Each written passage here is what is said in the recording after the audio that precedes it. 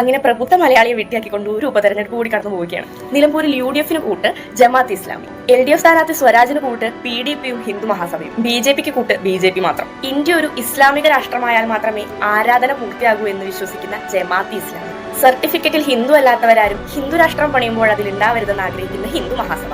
രണ്ട് വർഗീയ ശക്തികളും ഇടതിനും വലതിനുമൊപ്പം. പക്ഷെ ആരാണപ്പാ വർഗീയ പാർട്ടി? അത് BJP. അതെങ്ങനെപ്പാ BJP ആവുന്നേ? ഗാന്ധി മരിച്ചതല്ല, കൊന്നതാണ്. ആരാപ്പാ? RSS. ആരാ അങ്ങനെ പറഞ്ഞത്? LDF, UDF. എന്നാൽ ഗാന്ധിയെ കൊന്നത് RSS അല്ല, ഹിന്ദു മഹാസഭയാണ്. അന്നത്തെ ഹിന്ദു മഹാസഭ നേതാവായിരുന്ന ഗോഡ്സെയാണ് ഗാന്ധിയെ കൊന്നത്. ഗാന്ധിയെ കൊന്നത് RSS ആണെന്ന വ്യാജ പ്രചരണം നടത്തിയതിന് രാഹുൽ ഗാന്ധി അടക്കമുള്ള നേതാക്കൾ ഇന്നും സുപ്രീം കോടതി കയറി ഇറങ്ങുകയാണ്. അപ്പൊ ഈ ഹിന്ദു മഹാസഭയും RSSും ഒന്നല്ലേ? അല്ല. RSSന്റെ വിവിധ ക്ഷേത്രങ്ങളിൽ ഹിന്ദു മഹാസഭ പെടില്ല. അപ്പൊ അവരുടെ കൂടി കാവിയല്ലേ? അപ്പൊ അവർ RSS അല്ലേ? അതെന്താ, കാവി കൊടിയായിട്ടുള്ളവരെല്ലാരും RSSകാരാ?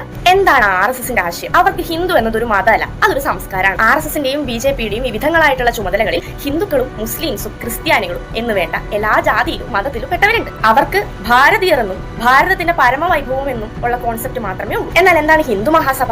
ഹിന്ദു ഒരു സംസ്കാരമല്ല, അതൊരു മതം തന്നെയാണെന്നുമാണ് അവരുടെ വാദം. ഹിന്ദുത്വത്തെ മതമാക്കിക്കൊണ്ട് ഭാരതമെമ്പാടും കൊലപാതകം നടത്തുന്നതും ഈ ഹിന്ദു മഹാസഭയാണ്. പക്ഷെ ചീത്തപ്പേര് മുഴുവൻ RSS. പക്ഷെ ഇവർക്ക് തന്നെ അറിയില്ല ഇവരാരാണെന്നും എന്താണെന്നും. ഈ പഹയൻ പറയുന്നത് ഈ പഹയനാണ് കേരളത്തിലെ ഹിന്ദു മഹാസഭയുടെ കൊണാണ്ടർ എന്നാണ്. ഈ പഹയൻ പറയുന്നത് ഈ പഹയനെയാണ് ഹിന്ദു മഹാസഭയുടെ കേന്ദ്രത്തിലിരിക്കുന്ന പ്രസിഡന്റ് സംസ്ഥാന പ്രസിഡന്റായി നിയമിച്ചിരിക്കുന്നത് എന്നാണ്. അഖില ഭാരത ഹിന്ദു മഹാസഭയുടെ LDFന്റെ സ്വരാജ് എന്ന സ്ഥാനാർത്ഥി.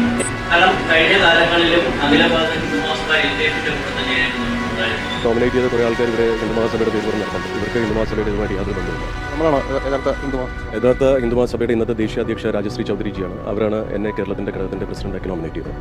നമ്മൾ മത്സരിക്കുന്നുണ്ട്. നമ്മുടെ സ്ഥാനാർത്ഥിയെ ഇവിടുത്തെ BJPയുടെ ചില ഇടപെടൽ കാരണം അവർ പിൻവലിച്ചു. കാവി ധരിച്ചവരെല്ലാം സന്യാസിമാരാ? അപ്പൊ രുദ്രാക്ഷം ധരിച്ചവരെല്ലാം സന്യാസിമാരാ?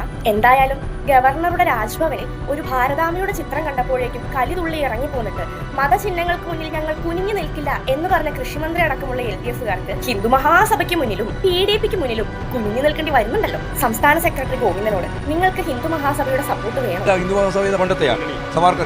വേണമെന്നാണല്ലോ ഒരു സന്യാസി വന്ന് പറഞ്ഞത്. ഒരു സ്വാമിയെ പറ്റി അനുഭവമില്ല. അപ്പൊ നിങ്ങൾക്ക് സപ്പോർട്ട് വേണ്ടേ? എന്തായാലും അടിമക്കമ്മികളും അവർക്ക് കൂട്ടുനിൽക്കുന്ന ഹിന്ദു മഹാസഭയും ഒന്ന് മനസ്സിലാക്കുക. കാവി ധരിച്ചാൽ സന്യാസി ആവില്ല, അതൊരു സാധനയാണ്. സർട്ടിഫിക്കറ്റിൽ ഹിന്ദു എന്ന് എഴുതുമെന്ന് മാത്രം ഹിന്ദു ആവില്ല, അതൊരു സംസ്കാരവും സമർപ്പണവുമാണ്. എന്തായാലും കേരളത്തിലെ പ്രബുദ്ധ മലയാളികൾ കപട മതേതരവാദികളായ ഇടതനെയും വലതനെയും ഇതുകൊണ്ടെങ്കിലും തിരിച്ചറിയും എന്ന ശുഭപ്രതീക്ഷയൊന്നും എനിക്കില്ല. പക്ഷെ നാളെയുടെ തലമുറയെങ്കിലും മാറി ചിന്തിക്കട്ടെ.